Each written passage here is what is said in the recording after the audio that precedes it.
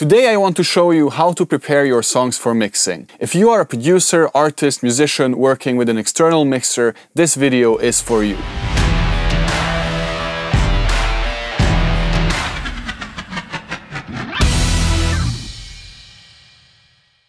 As a mixer, I have received a lot of tracks that were laid out absolutely fantastically, but also a lot that were an absolute nightmare to work with. Doing a good job with the prepping of your files is super important, because this will make it easier for your mixer to work with your music.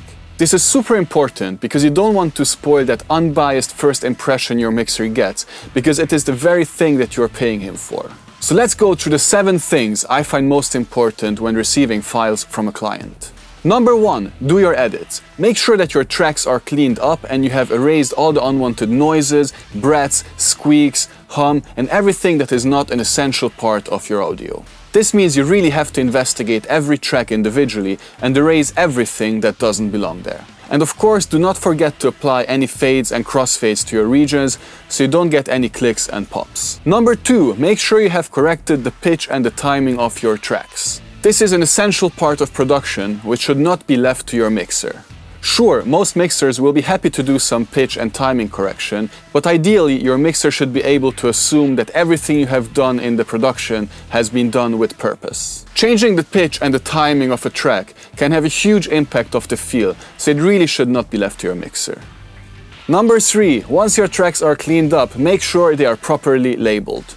What is the lead vocal? What is the backing vocal? Main guitar, secondary guitar, solo guitar, synths? The intention of the producer should be made clear in the labeling as well. Let me tell you, it is pure horror when you receive files that are labeled Audio 1, Audio 2, Audio 3, Audio 4. How is the mixer supposed to navigate that? Number 4, make sure you remove all compression, EQ, reverb and delay from your tracks. You want your mixer to have the flexibility and the ability to shave sounds as needed. Especially if you have doubts about your own monitoring or even skills, this is super important. On the other hand, keep effects such as distortion, phaser, flanger, or anything that you would normally put on an insert on your channels on.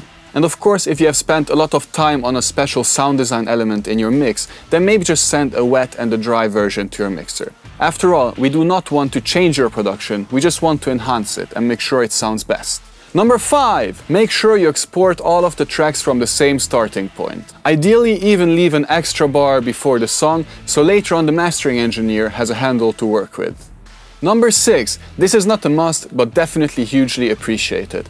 Put your tracks into dedicated folders such as drums, basses, guitars, piano, strings, keys, or whatever you have in your song. Personally, I really like it when a set of folders are really clearly labeled because it makes setting up the mix so much easier. Number 7. This is also not a must, but definitely really appreciated. Personally, I really like it when there is a text file in the folder with the BPM and the key signature of the song, as well as any special requests you might have for the mix. These are the 7 things I personally find important when receiving files from a client. I hope you found this video helpful. Looking forward to working with you. Take it easy and see you in the next video.